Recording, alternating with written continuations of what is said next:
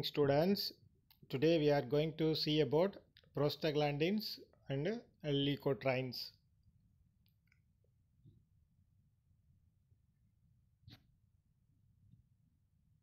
For next 10 minutes, we are going to discuss how these prostaglandin and leukotrienes are produced and the enzymes involved, what are the physiological actions of that particular prostaglandin and leukotriene, what are related pharmacological drugs available.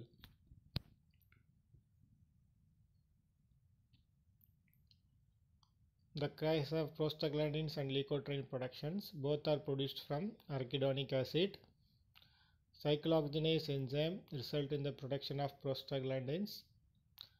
Lipoxygenase enzyme result in the production of leukotrienes.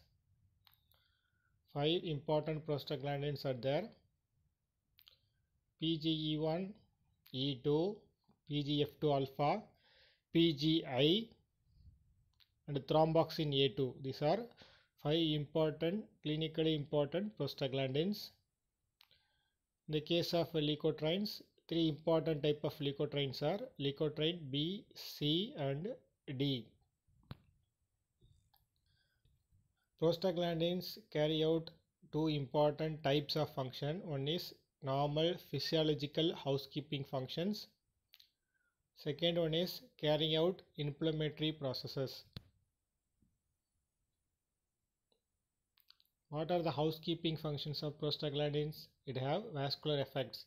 It may cause vasodilation or vasoconstriction.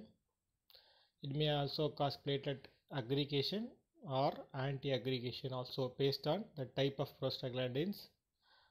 It have gastric mucosal production function. In the case of kidney, it may have diuretic effect. In the uterus, it tend to contract the uterus and relax the cervix. In the eye, it increases uveosacral outflow of aqueous humor. Inflammatory effects carried out by prostaglandins are, as you are aware, that the cardinal signs of inflammation.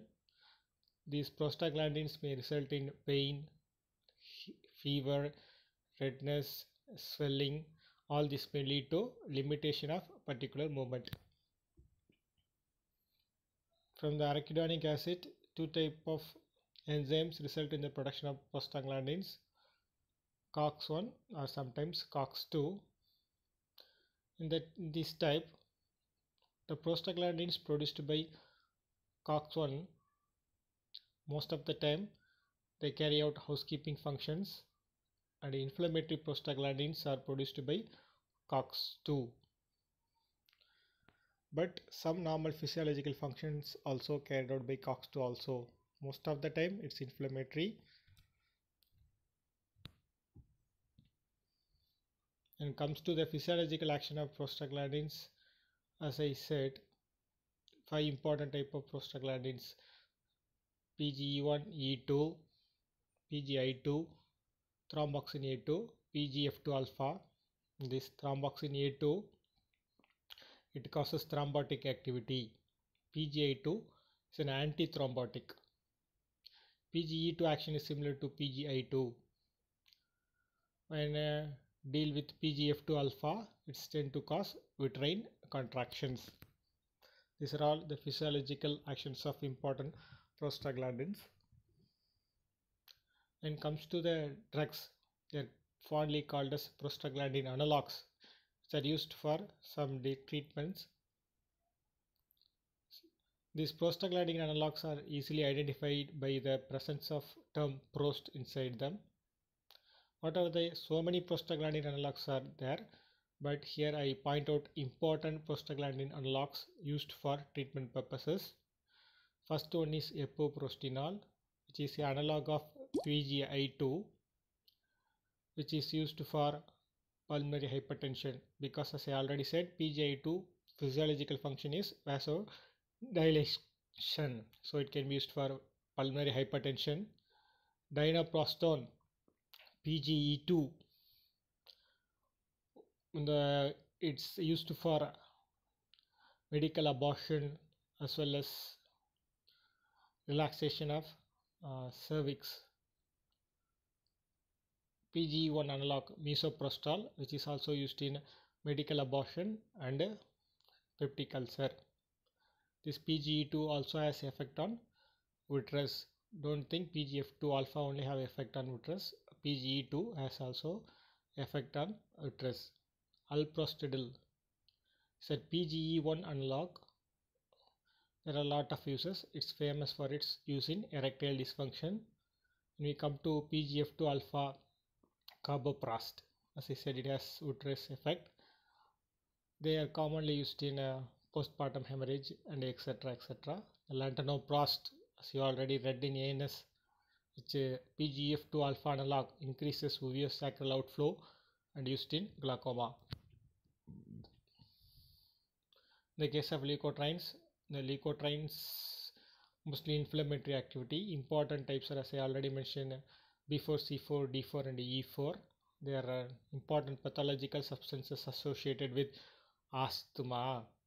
They produce that asthmatic effect by acting on leukotriene receptors.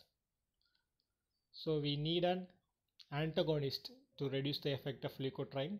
So for bronchial asthma, leukotriene antagonist montelukast and zafirlukast are used as a prophylactic drug. This antagonist which reduces the effect of leukotrienes. One important thing I also want to mention, both leukotrienes and prostaglandins are inflammatory mediators. But in the asthma, leukotriene seems to be a very important mediator. Prostaglandin plays very less role. As we already discussed, both leukotrienes and prostaglandins are produced from the same arachidonic acid. When you use some drugs which inhibit prostaglandin productions,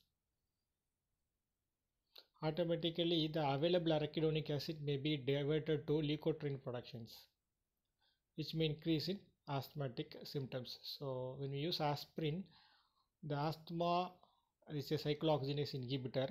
The asthmatic symptoms may increase. The type of asthma used to call as aspirin induced asthma. One more thing I also want to discuss with you is regarding misoprostol.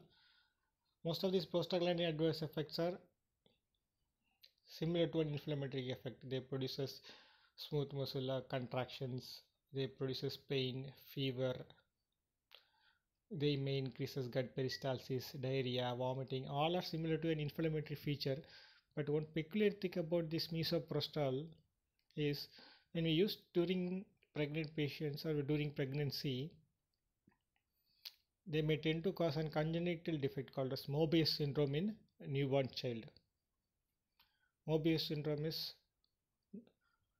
a loss of cranial nerve functions, particularly controlling facial muscles. They may ask this question in MCQ. Student must remember that.